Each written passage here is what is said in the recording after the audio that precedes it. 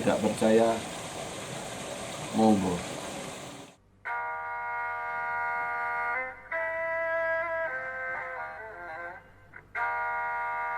Assalamualaikum warahmatullahi wabarakatuh. Salam sejahtera bagi kita semua. Rahayu, rahayu, rahayu.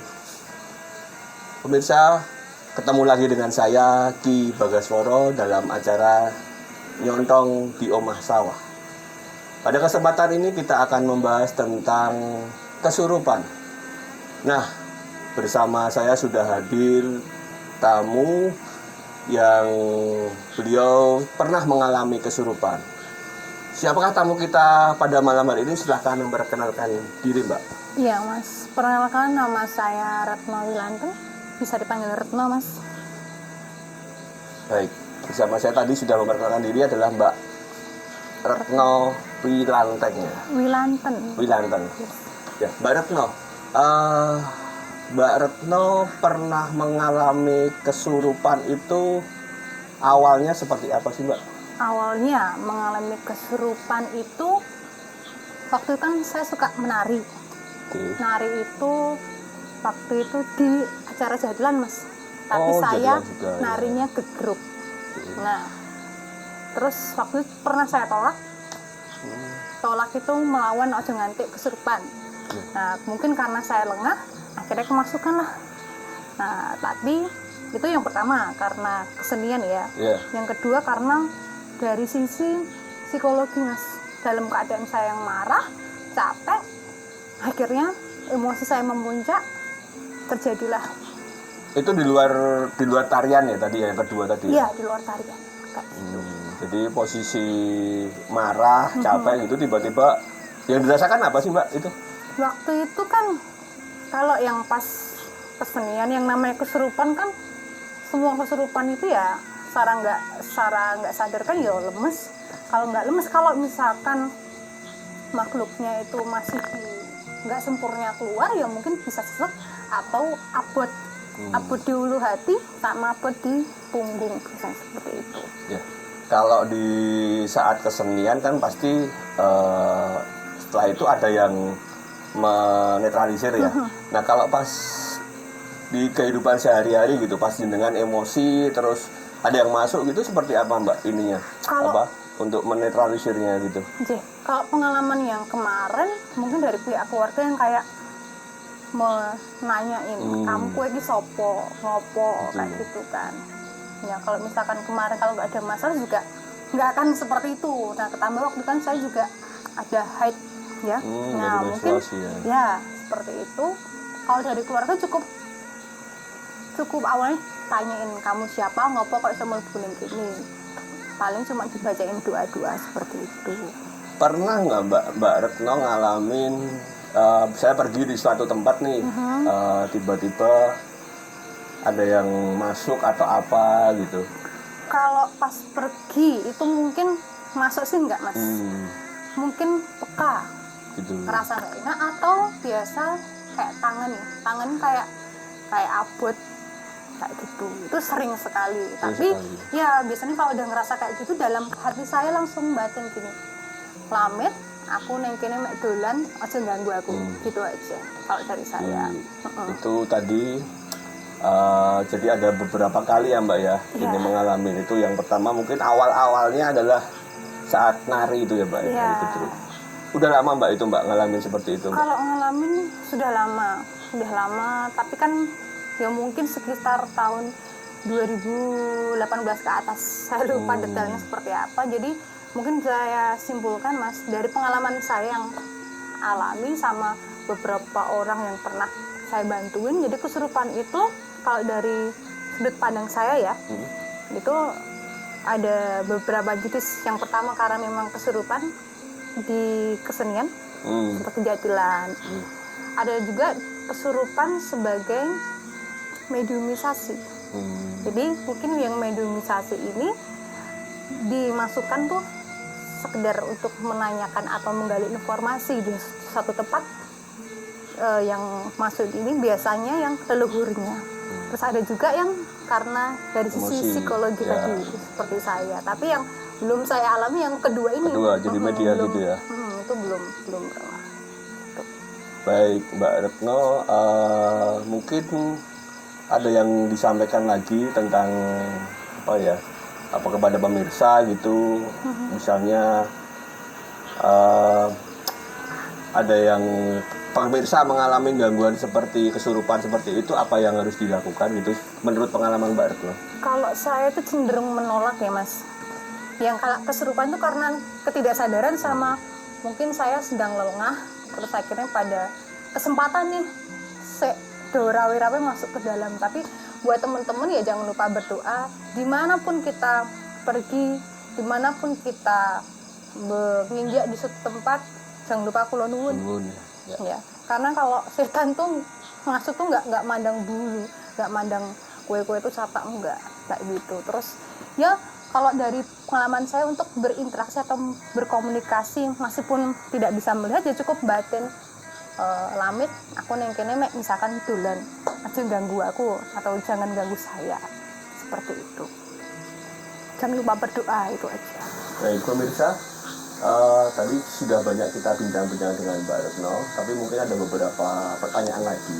Mbak Retno, saat Anda mengalami kesurupan ataupun kesurupan itu, setelah sadar itu apa yang Mbak rasakan? Yang saya rasakan setelah kesurupan, yang pertama lemes Mas. Lemes, terus kalau misalkan nggak sepenuhnya keluar masih nempel, ulu hati sakit atau enggak kegering sakit. Kayak berat gitu. Biasanya rasanya dilimbrui lama seperti itu. Gitu. Baik. Mungkin ada pesan-pesan ataupun polling dari orang tua Mbak, itu ada pantangan-pantangan yang disampaikan gitu Mbak ya? Kalau polling dari orang tua, kalau mengingat dulu waktu kecil pernah bisa sama almarhum simbah ora oleh kon lunga ning pantai.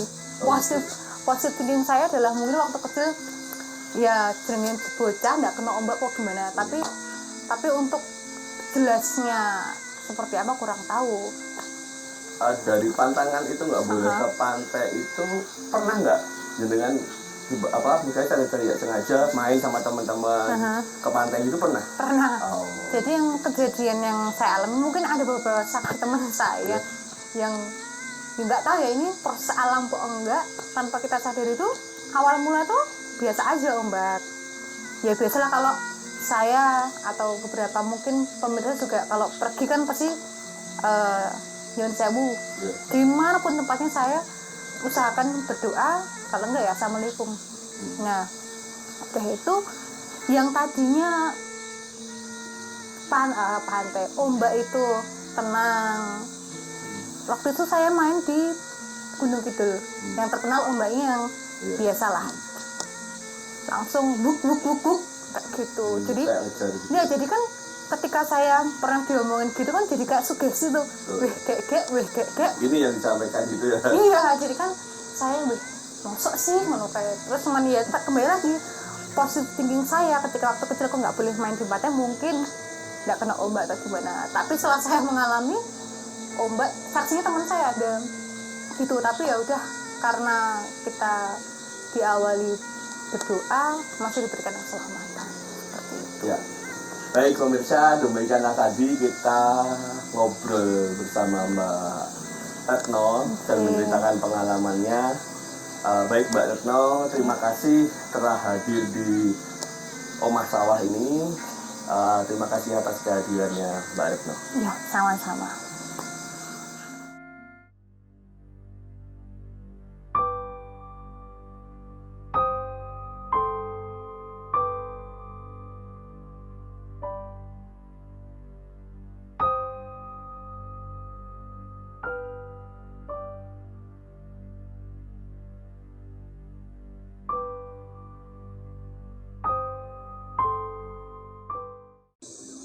Pemirsa, setelah tadi kita ngobrol dengan Mbak Retno dan menceritakan pengalamannya, untuk selanjutnya kita akan memanggil sebentar pemirsa.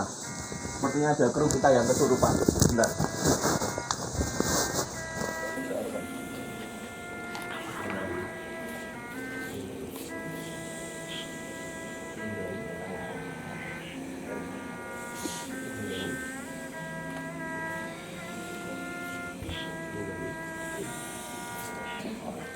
Iya.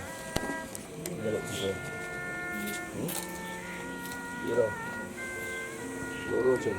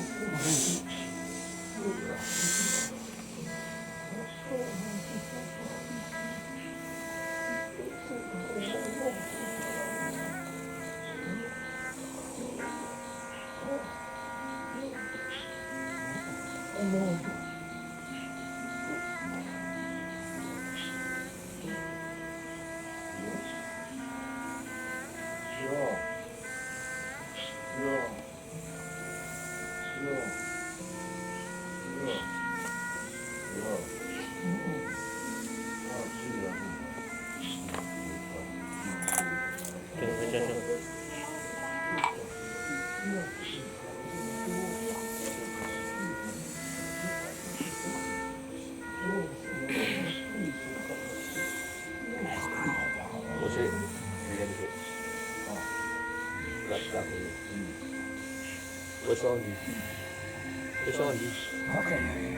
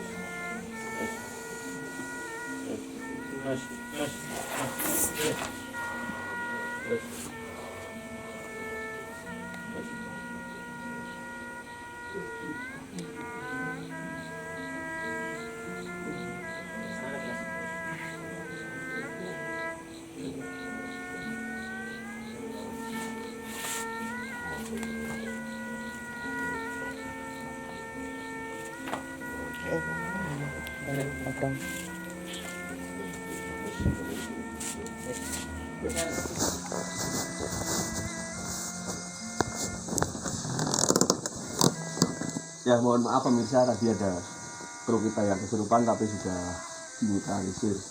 Baik, untuk segmen selanjutnya kita akan panggil narasumber kita, Ki Juru Tapak Pengeracek.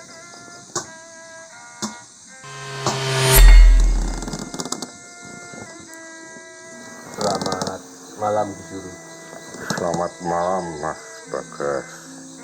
Ki Juru, tadi kita telah membahas dan ada juga tamu kita Mbak Retno yang menceritakan tentang kesurupan. Sebenarnya kesurupan itu seperti apa sih Ki Juru?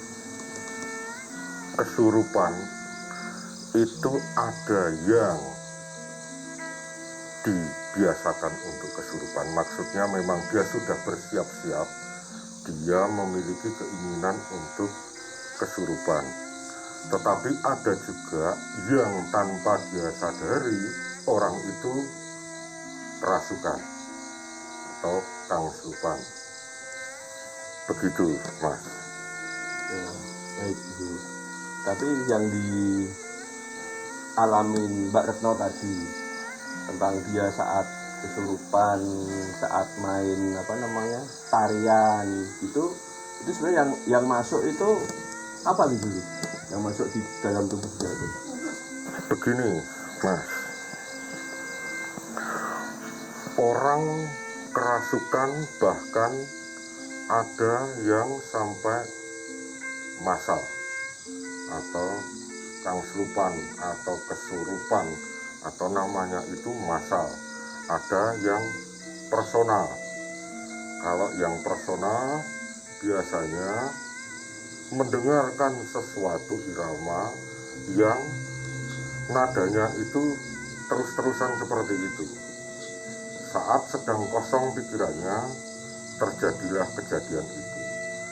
Kemudian ada juga yang namanya fenomena kesurupan massal. Nah, biasanya kesurupan massal atau kesurupan yang sifatnya personal itu dialami oleh wanita. Kalau yang banyak-banyak itu wanita. Biasanya di sekolah saat menjelang ujian atau di pabrik yang kebanyakan wanita. Ada tekanan yang kuat sehingga psikologinya itu yang kena. Tetapi ada hal yang harus kita tahu, bahwa tidak semuanya itu merupakan kesurupan. Ada juga yang kita namakan sebagai histeria massal. Histeria massal. Ya, mengapa wanita yang sering mendapatkan gangguan seperti itu? Karena kita harus membedakan bahwa lelaki dan perempuan itu berbeda. Perempuan lebih kepada rasa, semua hal dirasakan, sedangkan lelaki lebih mengandalkan kepada pikirannya. Sebagai contoh, ketika wanita bertemu wanita, itu sifat atau sikapnya itu berbeda dengan ketika pria ketemu pria. Kalau pria ketemu pria biasanya langsung selesai berlalu. Tetapi ketika wanita ketemu wanita, itu dia akan mengekspresikan emosinya. Hal-hal itulah yang menyebabkan wanita itu sering mengalami gangguan semacam itu. Yang tersulit Mas, itu seseorang harus betul-betul mendiagnosa dengan benar untuk menyembuhkannya. Apakah ini gangguan psikologis semacam histeria, atau ini betul-betul ada gangguan dari sesuatu yang tidak kasat mata.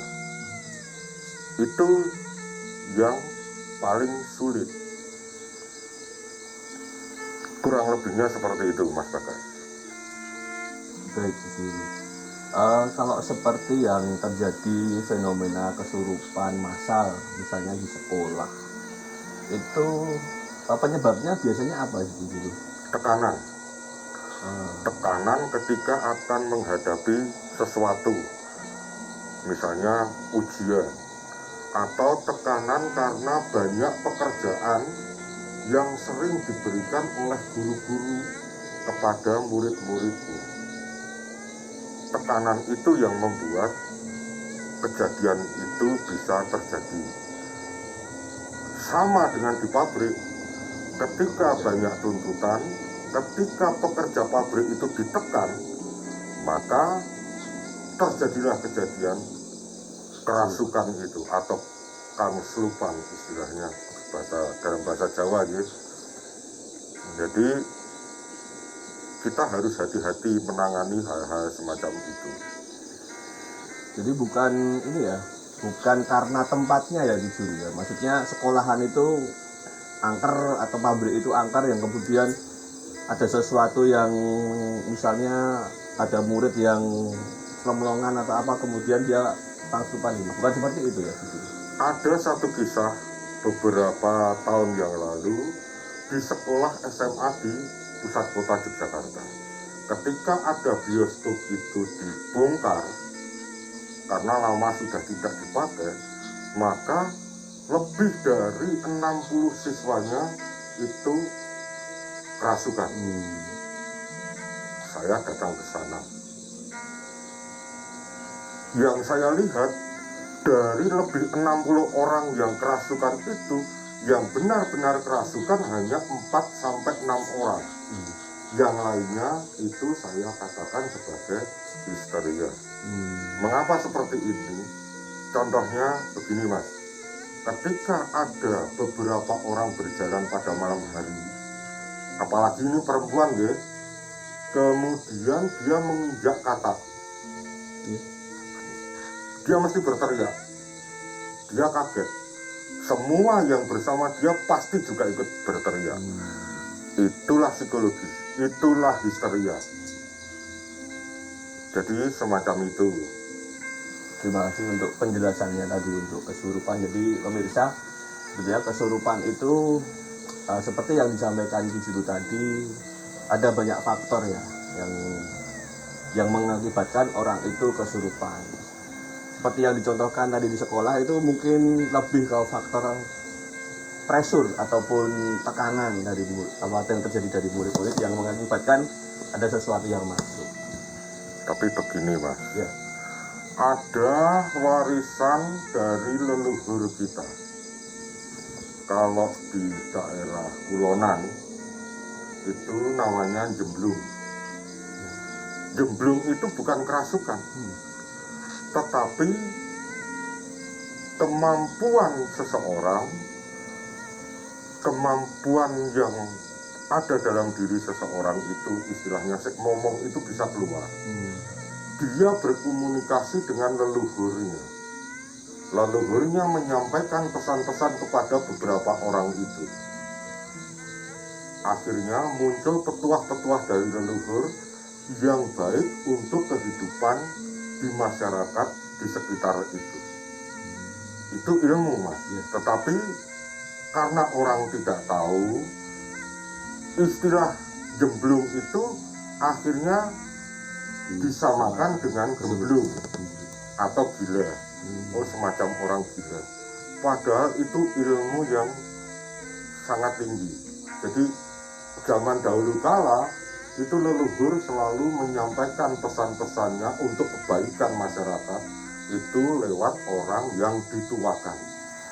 Ya, tadi dijelaskan Ki Juru pernah terjadi kesurupan massal ataupun kesurupan massal itu bagaimana sih Ki Juru untuk menetralisir ataupun mengobati kejadian tersebut? Yang pertama begini Mas, di Jawa ini ada istilah wong Jawa ki jawabe. Jadi kemanapun kita di suatu tempat yang baru, baik wingit atau tidak, semua dijawab sesuai dengan keyakinannya, sesuai dengan pengetahuannya. Istilahnya semelah Mbah Buyut, dari bismillah, dari semelah Mbah Buyut, dia kenal. Itu semacam itu. Kemudian ketika terjadi kerasukan itu, kita harus mengamati betul-betul. Oh, ini histeria. Caranya bagaimana untuk menyembuhkannya? Dibuatlah jiwa pikirannya menjadi tenang. Kita berusaha menarik dari beban yang ada dalam pikirannya atau histeria yang ada dalam pikirannya ini, ditarik kepada kehidupan yang sekarang dengan tenang. Tidak perlu dipaksa dia untuk berpikir yang berat-berat. Jadi yang penting adalah menarik dia dalam kesadaran pikirannya. Itu. Sedangkan kalau kerasukan, manusia tipenya ada dua. Manusia yang bisa mempengaruhi orang atau manusia yang mudah dipengaruhi orang. Penyembuh atau penggusada itu harus memilih yang mempengaruhi orang. Kalau dalam kebiasaan orang Jawa dulu itu selalu nyebut, aku ki lurahmu, saya ini adalah pemimpinmu. Kowe sopo? Balio tak terke. Kamu siapa? Aku hantarkan pulang ke alammu. Jangan mengganggu orang-orang di sini karena aku ki lurahmu. Jawa jawab. Itu Mas Bagas. Ya, baik, terima kasih Bu Guru. Baik pemirsa, demikianlah tadi nyontong kita di rumah sawah bersama tamu kita Mbak Retno dan juga Ki Juru Tapak Pengrajak. Terima kasih telah menyaksikan nyontong di rumah sawah dan jangan lupa tetap di channel YouTube Napak Tilas. Percaya tidak percaya, monggo.